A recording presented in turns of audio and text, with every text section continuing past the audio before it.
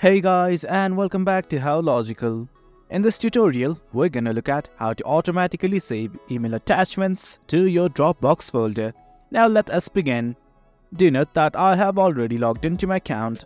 In case you have not to log in, it is quite easy. You just have to go to dropbox.com and simply enter your credentials. Now let's simply look at how to directly save the email attachments in our Dropbox folder. At the top right, you will see your profile picture right next to the bell icon. Simply click on it, and as you can see, something like this opened up. Well, there are lots of options available here, but what you guys need to do is simply go to settings. Once you are in the settings page, well, as you can see, initially you will be in the general tab. Worry not, simply scroll down till you see something like email to Dropbox. It's right under the features tab.